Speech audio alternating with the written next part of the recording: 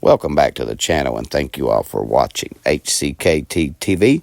Make sure you visit Everett, Kentucky. That's my hometown and the hometown of heroes. While you're visiting Everett, stay at Black Mountain Cabins and Campers, located there in Everett, Kentucky, just minutes from the trailhead.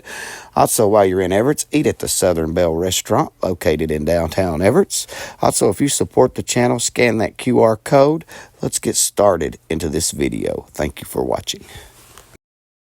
Where is the transparency at, Mr. Government? I can't see it. Hello, everyone, and welcome back to the channel. Thank you all for watching. A plane has landed upside down on its top in Toronto. As far as I know, no one has died, a few injuries. Here is what is being reported on the news right now. I will be looking later on this evening for any kind of videos or anything else. This is breaking news right now coming to you. Pilot, as you well know, having watched him all these years, Trace, this is an extraordinary story and an extraordinary sight. It really is, Martha, and I was just listening to the captain, and I think he's right. I mean, it's kind of baffling as to how this would happen. I mean, I was kind of looking at the pictures and the video, and it's amazing because we haven't heard yet whether they lost part of the landing gear. I mean, we've seen similar things happen like this, Martha, where you lose one of your landing gear, and then the plane kind of dips, and it takes onto a wing, and then it kind of starts turning and flipping over. But where you have this kind of a result, you can see, if you look at the pictures, the front landing gear is still intact. So you wonder, you kind of wonder how this happened and how it was in that position. I mean, we're still kind of going back and checking the tower tapes to see if there was any mayday, if there was any trouble, and those are still being reviewed right now. But by all accounts, it looked like, as it was coming toward the runway, it looked from the witness's perspective like it was just a normal landing. And then, as you said, as you pointed out, maybe there was ice on the runway. Maybe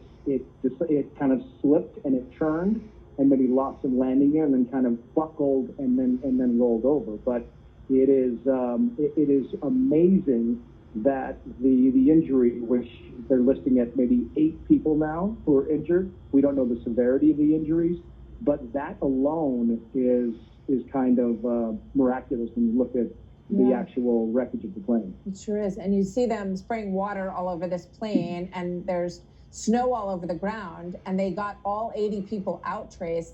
Obviously, in this situation, one of the other big concerns is that it would ignite once it landed, right? So that was a big concern here as well. Right. I mean, and Toronto's a major airport, so what you have is you can see the fire truck in a lot of the video here, and you have the response the response was amazing. So the response was spot on, and that's a big factor in that, because that is a big concern. Regardless of the snow, the big concern is, will this thing catch fire? But the airlines and even the commuter airlines have gotten so good and so fast at evacuating these planes that, I mean, it was just exceptional work by everybody on board, from the flight crew to the cabin crew. I mean, just amazing work getting these people off the plane in a timely fashion. And it didn't look like it was chaos. It appears to be, kind of standard operating procedure. And the fact that so far we've heard of no fatalities is pretty stunning. Yeah, I mean, thank God these people will never forget this experience, and we really hope that these injuries are not severe.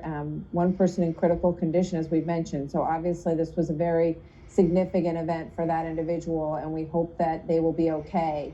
But Trace, just the image, and I imagine we will see them in a world where we have cell phones of video of everything, of all of these people hanging upside down in their seatbelts. I mean, This is, I imagine by the time we see your show tonight, you'll have somebody on the phone from this event and maybe throughout the evening. But Trace, we're going to leave it there for now. I know we'll have full coverage of this throughout, and we look forward to your show tonight. And I thank you so much for joining me today. Thank you.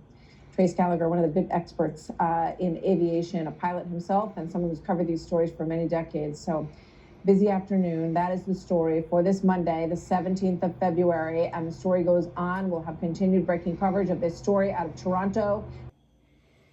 Thank y'all for watching. Make sure you like, comment, subscribe, and share. I'll see you guys on the next one. And make sure you look for updates of this plane that landed on its top. It's unbelievable. Take care, guys. Have a great day. God bless you.